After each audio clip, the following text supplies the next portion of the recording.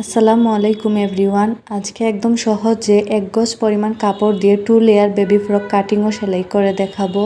জামার উপরের অংশের জন্য এখানে দেখুন আমি 4 পাট কাপড় নিয়েছি। কাপড়টিকে আরও একটি ভাঁজ দিয়ে 8 পাট করে নিতে হবে। প্রথমেই কাঁধের মাপ নিতে হবে। কাঁধ যা হবে তার 2 ভাগের 1 ভাগ নিতে হবে। এখানে আমি 3.5 ইঞ্চি নিয়েছি। আর্মহোলের লম্বাটি এখানে আমি নিচ্ছি 2 ইঞ্চি। এখন স্কেল দিয়ে এই দাগগুলো সোজা করে টেনে এর ভিতর আর্মহোলের রাউন্ড শেপ দিয়ে দিব।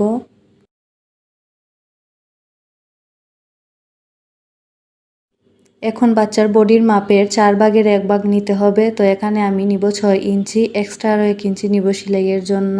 তো এখন পেটের মাপ নিব। এখানে আমি দিব 5.5 ইঞ্চি, এক্সট্রা আরও 1 ইঞ্চি নিব সেলাইয়ের জন্য।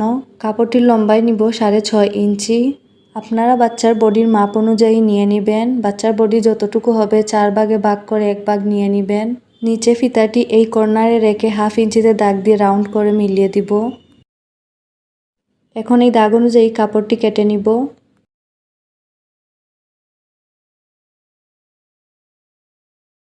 এই তো কাপড়টি কেটে নিয়েছি। এখানে কিন্তু 4 পাট কাপড় আছে।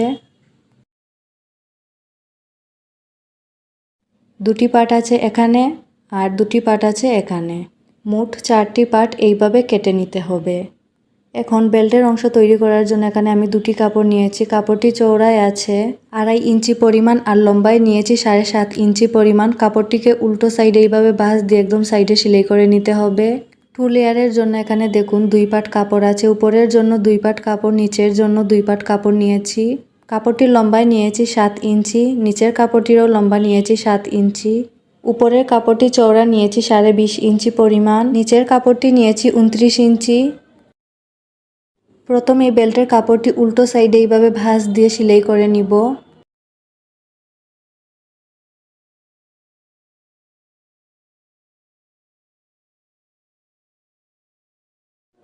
কাপড়টি সেলাই করার পর শক্ত কিছু দিয়ে কাপড়টিকে সোজা সাইডে আনতে হবে।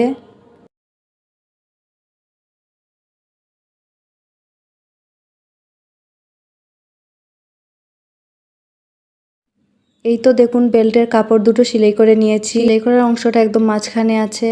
এখন জামার উপরের অংশের সাথে বেল্টটি জয়েন করে নিব। এখানে আমি জামার উপরের একটি পাট কাপড় নিয়েছি। কাপড়টি সোজা সাইডে রেখে এর ওপর বেল্টটি বসিয়ে দিতে হবে। জামার বগলের সাইডে 1/2 ইঞ্চি পরিমাণ কাপড় রেখে বেল্টের উপর একটি সেলাই দিয়ে দিব যাতে বেল্টটি আটকে থাকে।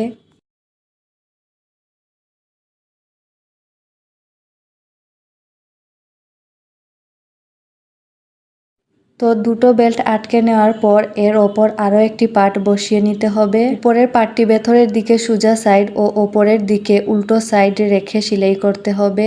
জামার এই সাইডের বগল থেকে সেলাইটা শুরু করে অন্য সাইডের বগল পর্যন্ত সেলাইটা করতে হবে।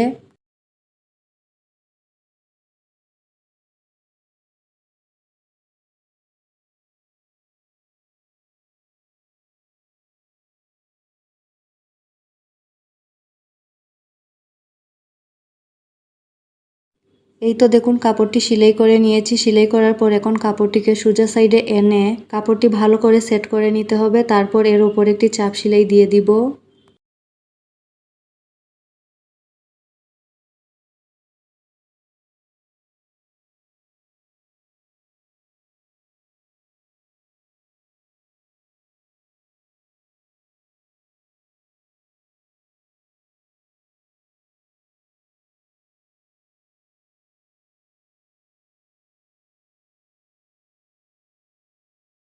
সেলাই করার সুবিধার জন্য এই সাইডগুলো সেলাই করে নিব।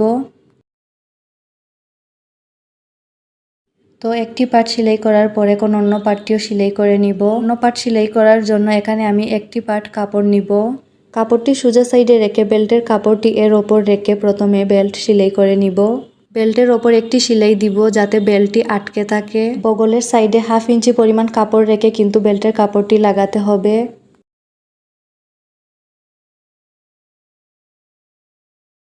এই তো দেখুন বেল্ট দুটো সেলাই করে নিয়েছি। তো এবার আরও একটি পার্ট এর ওপর উল্টো করে রেখে সেলাই করে নিব।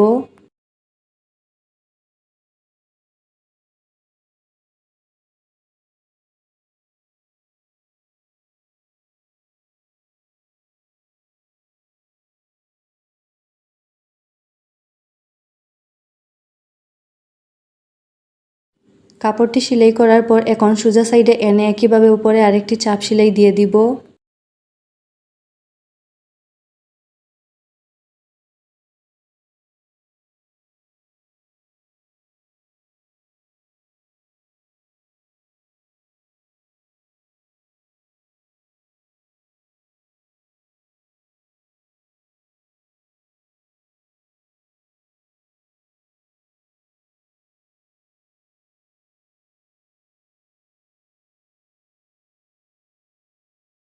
এই তো দেখুন জামার উপরের অংশ তৈরি। এখন জামার কুচির অংশ বসাবো। এর জন্য জামাটি সোজা সাইডে রেখে কুচির অংশ এর ওপর উল্টো করে রেখে ছোট ছোট করে কুচি দিয়ে দিব।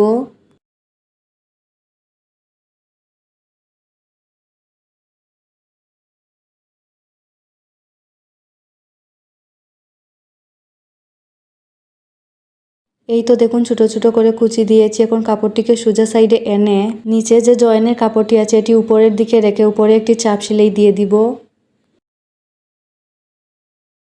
চাপ সেলাইটি বসিয়ে দেওয়ার পর নিচের লেয়ারটি এর ওপর বসিয়ে দিতে হবে। নিচের কাপড়টি সোজা সাইডে রেখে লেয়ারের কাপড়টি উল্টো করে এর ওপর রেখে ছোট ছোট করে কুচি দিয়ে দিব।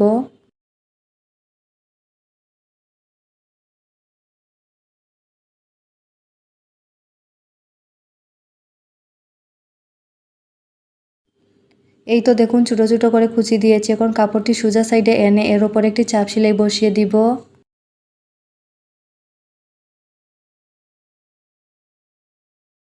জামার একটি সাইড সেলাই করে নিয়েছি। একইভাবে জামার অন্য সাইডেও কুচির কাপড়গুলো লাগিয়ে নিব। তো অফ ক্যামেরায় আমি এই সাইডেও কুচির কাপড়গুলো লাগিয়ে নিয়েছি। এখন বডির মাপ অনুযায়ী বডি সেলাই করে নিব। কাপড়টি উল্টো সাইডে রেখে বডি সেলাই করতে হবে।